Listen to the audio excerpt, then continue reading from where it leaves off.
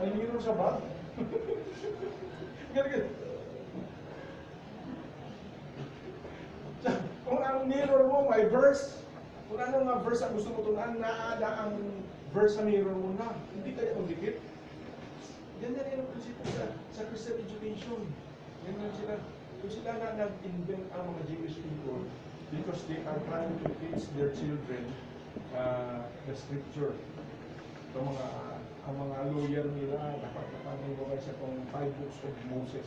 So si Daniel, before captive sila, there were, actually ang history, no, inanggoy sa God, no? What country attacked Israel? Babylon. Ang Babylon sa Old Testament, Babylon is my rod. Hindi nag-preach nila sa thy rod and thy staff. Ang Babylon na country, ang isang Bible sa Jeremiah, Babylon, the country Babylon is my rod. Ginamit pa na ito. God is using Babylon as the rod. Hanuton ang mga Israelites kaya wala na sila nagkasimba. You did not keep my Sabbath day holy. Binilang sa mga scholars, binilang nila how many years they were captives in Babylon? 70 years. Nagbalik sila sa Israel, 70 years. Binilang, those were the days na ang Sabbath day absent sila. Binilang. Kung siya pa, absent ka sa church, sige lang. Later on, maningilang ko, I will use my run. Manutunta ka. Di ba kaya naman absent? Maningilang mo naman, okay. Moving na lang, moving. So, actually si Daniel, sang ginturuan siya sa kaya parents, kaya nga bata pa siya, ay medyo ang ilatuturo. Sa Deuteronomy, when you wake up, turuan sila. When you walk on the way, when you sit down, when you run, turo. So, ang malang blessing sa kay Daniel na he was still a child when the enemy attacked Babylon as a rod was used by God. Sabi natin, ito, Babylon was thinking as a nation, strong sila. But actually, kung tunaan mo sa likod, God made them strong. Kaya they will be used as a rod. May disiplina ko na ito. Ito, the children of the Lord, God loves us, He disciplines us. Asa ang rod? Itong mga people na barbaric. Nag-grow sila ng barbaric. While the Babylonians grow barbaric and cruel people, thinking na nag-stone sila, hindi lang sila actually, God feeds them. Later on, he claims ang God, Babylon is my rod. May story nila na si ang ilaking, gindil sa niyo sa Yakray. Na-save. Na-save siya sa story ni Daniel. Nag-become siya wild as an animal. Animal siya, hindi na siya sa kingdom. Doon siya sa forest ng star. Naglabang niya buko, naglabang niya buko. Pero dilin sa Ginoo para putulin ng iyang pride. Hindi siya mag-accept. Kala niya nag-strong siya. Mauna kung isang lang if you don't know the ways of the Lord, ginpalakas ka, akala mo, pakutunog lukos mo.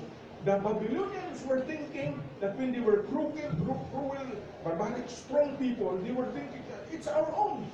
Only God feeds them. So that in a verse sa Old Testament, God said, Babylon is my land. So behind the actions of the people, we don't know. Actually, God is the author. God is the one instigating. So, ito na si Daniel.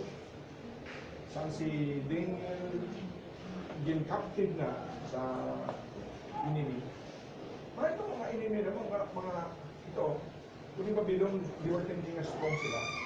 But accept nila na bubo sila. Maybe in body, mighty sila. But in mind, accept nila na bubo. That's why when they attack the Israelites, they're thinking the Israelites mga educated to, nag-study sa Bible. Kanino to? So, ginpili nila mga royal blood. Si Daniel isa doon, sama doon. Dalhin nila doon. Ano ba? Kasi hindi sila faction. If renown sila, they will be advisor of the king. Opo, ang reason si Daniel didala doon sa Babylon, kaya ang purpose ng hari na nag-accept na bubo kami sa body lang kami, strong kami, paano lang kami sa action, pero sa reasoning power, paano kami. So, mauna nga gina-train nila si Daniel kaya kasamahan para magiging wise men, ay ang king dapat may advisor. Si Marcos ang advisor niya. Si Mrs. Marcos. Alam mo sila, may power ang mga babae. Sino nagpatay sa kay Aquino? Hindi si Marcos na lalaki. Ang babae daw nagsuksok.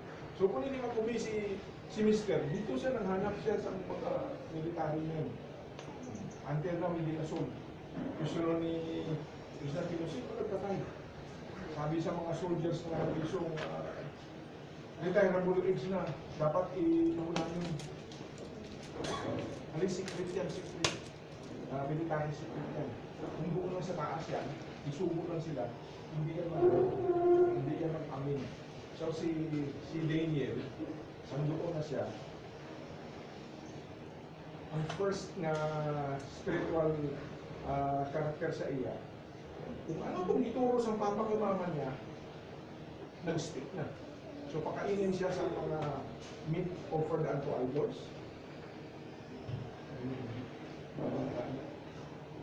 So, paano i-debate mo? Sabi ni Daniel, ano ito? Mag-bargain tayo. Give us, test us for how many days? How many? 8 days? Test us. Hindi kami magkaon sa mga wine, naging pumpkin, ang mga meat, naging offer sa idol, kami sa mga meat. Kadaay lang kami sa beans, string beans. Pag-testing ara kayo, nagpuan man siya, nag-roasted chicks, nag-wise pa. So, nagbili ang game. Magaling advisor. Ako ito nakilala si Daniel na wise. So, ikaduha, nagpasunod-pasunod na siya. Nagpasunod-pasunod na-attain ni Daniel ang iyang posisyon in God's way. To arrange some problems to overcome quickly, but others problems to overcome slowly. Number 5. According 8 siya, mapilit kita sa 4. To withhold from us the very thing which He encourages us to pray for. To withhold from us the very thing which He encourages ka na, iprihan mo na siya, pray for wisdom, hindi mo ihatag sa inyo. Pray ka wisdom, fail ka. But in that you are learning from the Lord. Number 6, to reveal Himself the most ordinary of ways and in the most unexpected places. Wala biya na gamit ang Ginoo sa sabihin ko sa Jesus comes. Hindi biya siya nagpaka-superman. Parang, siguro kung si Jesus nag-appear as a superman, daghan ng belief. Romantic na pag-belief. Pwede din nag-appear as a superman na yun sa TV, wala sa program, ang mga idea sa tao yan. Kung may needed na problem na sulbakon ang tao, dapat ara si Robocop. Kung may problem ng mga bandido